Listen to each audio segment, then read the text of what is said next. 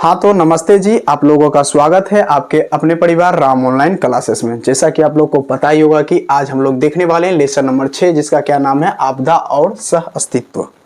आपकी जानकारी के लिए बता देना चाहता हूं कि मेरे दोस्त, वीडियो के नीचे टेलीग्राम का एक लिंक होगा और आपदा प्रबंधन से संबंधित नोट जो होंगे मेरे भाई मिल जाएंगे, तो वहां से जाके डाउनलोड कर लेना, ठीक है मेरे भाई, और अच्छे से पढ़ाई करना, ठीक है। तो चलिए मेरे भाई शुरू करते हैं लेसन नंबर 6, आपदा और सह अस्तित्व को शुरू करते हैं मेरे भाई। बोल रहा है कि भूकंप के प्रभाव को कम करने के लिए कम करने वाले 4 उपायों को लिखें। मान लीजिए कि भूकंप हमने पढ़ा रखा था, पृथ्वी के थर्राने या कांपने की घटना को भूकंप कहते हैं, ठीक है। तो मेरे भाई बोल रहा है कि भूकंप के प्रभाव को कम करने के लिए 4 उपाय आपको लिखने हैं मेरे भाई। तो कैसे लिखोगे? पहला उपाय क्या लिख रखा है कि भूकंपरोधी आयताकार भवन बनाना। भूकंपरोधी का मतलब एक ऐसा घर बनाना मेरे दोस्त जो क्या हो, भूकंपरोधी हो, यानी आयताकार। आयताकार तो सबको समझ में आता है सर, सिंपल है। जिसकी लंबाई बराबर, चौड़ाई बराबर होता है, उसको आयताकार बोलता हूँ।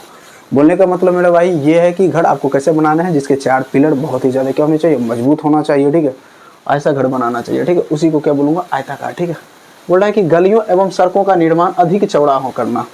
मतलब जो आपका गली होगा, यानी गलियों एवं सड़क, डेफिनेटली आप भूकंप से तभी बच सकते हो मेरे भाई। मान लो कि गली और सड़क चौड़े नहीं है, अचानक भूकंप आया तो क्या होगा, आप निपट लोगे मेरे भाई। इसलिए मैं क्या बोलता हूँ कि मेरे भाई गलियों और सड़कें बहुत ही ज़्यादा चौड़े होने चाहिए, ताकि मैं घर में भी रहूँ तो जल्दी से निकल के कहाँ आ जाऊँ, गली में आ जाऊँ, ठीक है, गली या सड़क पे आ जाऊँ, ताकि भूकंप आए तो अचानक में तुरंत जल्दी से फैसले लूँ और अपनी जान को बचा सकूं मेरे भाई, ठीक है, खुद की जान को बचा सकूं, ठीक है। बोल रहा है कि प्रत्येक मोहल्ले के आसपास पर्याप्त खुली जगह होना चाहिए। बोलने का मतलब जिस मोहल्ले में रह रहे हैं, जिस गांव में रह रहे हैं, जिस जगह पे रह रहे हैं मेरे दोस्त, वहाँ पर थोड़ा खुला जगह होना चाहिए। खुला जगह होने से आपको फायदा क्या होगा, भूकंप आएगा तो आप वहाँ पर बहुत तेजी से दौड़ के जाएंगे मेरे भाई और खुद की जान को बचाएंगे, ठीक है, समझ गए मेरे भाई। तो फायदा तो होता है ना, मोहल्ले के आसपास अधिक खुला जगह है तो आप लोग वहाँ जाइएगा। भूकंप बहुत तेज से आएगा तो डेफिनेटली सभी लोग, भूकंप आए दिनों भूकंप आते ही रहते हैं मेरे भाई। सबसे ज्यादा भूकंप सबको पता है सर, जापान देश में आता है, तो इसको भी याद कर लेना, ठीक है मेरे भाई।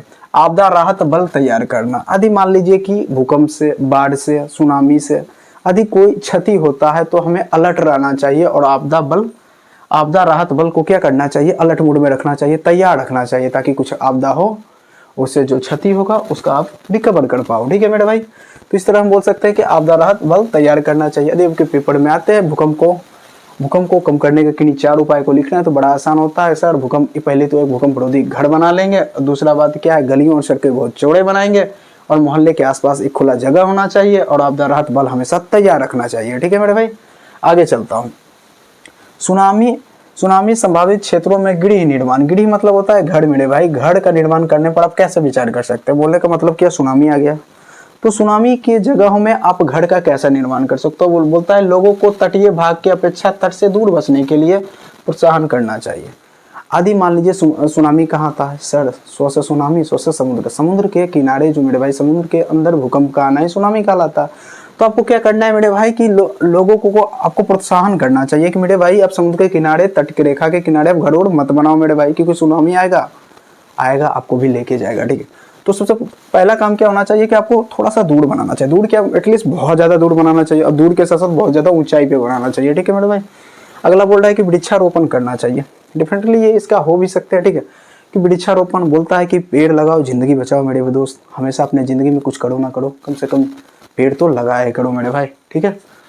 वृक्षारोपण करना चाहिए, ठीक है। इससे भी क्या होता है, प्रकृति आपकी बैलेंस होता है, और इस तरह से जो सुनामी आता है, बाढ़ आता है, भूकंप आता है, ये सब जो विपदाएं आता है वो हद तक क्या होंगे, कम हो जाएंगे मेरे दोस्त, ठीक है।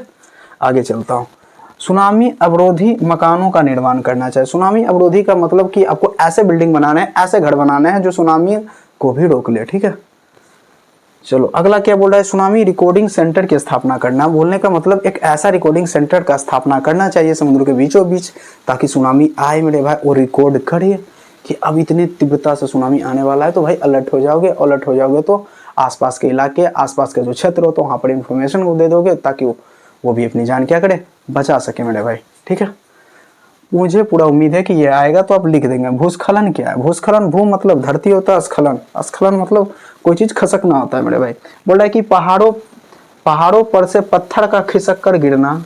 जो बड़े बड़े पहाड़ होता है, आप अक्सर आए दिनों में सुनते होंगे कि बड़ा सा पत्थर था वो खिसक के गिर गया और गिर के सड़क पे आ गया और लग गया बड़ा सा जाम, और आदमी क्या हुआ, वो रास्ता, वो सड़क अवरुद्ध हो गया, यानी अब उस सड़क से कोई आर पार नहीं हो सकता है मेरे भाई। तो बोलने का मतलब क्या है कि पहाड़ों पर से पत्थर का खिसक कर गिरना या पथरीली मिट्टी का बहाव, ये क्या कहलाता है, भूस्खलन कहलाता है। ठीक है, भूस्खलन आप मेरे ख्याल से समझ गए होंगे कि आप अक्सर सुने होंगे कि जो जो पहाड़ी इलाका होता है, कि मतलब ऐसे राज्य जो पर्वतीय राज्य होता है, वहां पर अक्सर सुने होंगे मेरे भाई क्या कि पत्थर जो है, बड़े बड़े चट्टाने जो गिर के क्या होते हैं, सड़क पे आ जाते हैं। जो मार्ग से लोग सफर करते हैं, कोई यात्रा पे जाते हैं और वो गिर जाते हैं, तो उससे मार्ग अवरुद्ध हो जाता है। ठीक है, चलिए आगे देखते हैं मेरे भाई। सुनामी में मिट्टी की नमी को बनाए रखने के लिए आप क्या करोगे। सुनामी, यदि मान लीजिए सुनामी आया, उसके मिट्टी को नमी को हमें बनाए रखना है, तो उसके लिए एटलीस्ट क्या करना चाहिए। तो पहला बोलता है कि मिट्टी की नमी आधारित कृषि का विकास करना चाहिए।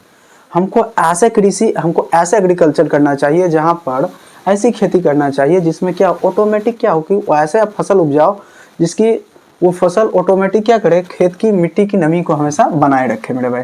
बोला सुखाड़ की स्थिति में मोटा अनाज पैदा करना चाहिए। ये सर मोटा अनाज क्या होता, पल्ले न पड़े।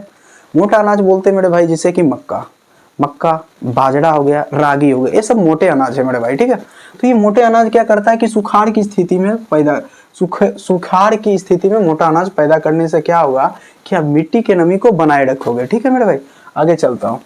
बोल रहा है कि ऐसे फसलों की बुआई करें जो सूखे को अधिक सहन करने की क्षमता हो। मतलब आपको ऐसे पौधे लगाने हैं जो सूखे में भी हो जाओ। बोलने का मतलब गेहूँ, आप देखोगे अक्सर दिनों में देखोगे कि गेहूँ तो थम ही सकते हैं मेरे भाई। अब धान मत लगा लियो, सूखे में तो धान नहीं थम पाएंगे। ठीक है, पता चला नहीं पट गया, क्योंकि उसको पानी की बहुत ज्यादा क्या होती है, जरूरत होती है। ऐसे बीज का प्रयोग करना जो कम समय में फसलों का उत्पादन करता हो।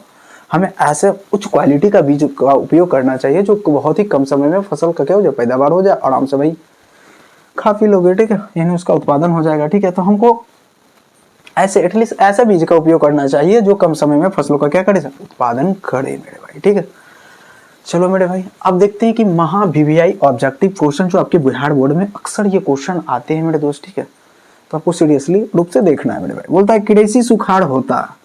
ओ भाई कृषि मतलब खेतों में सूखा क्यों पड़ेगा सर, किसान भाई को पानी ही नहीं मिला होगा।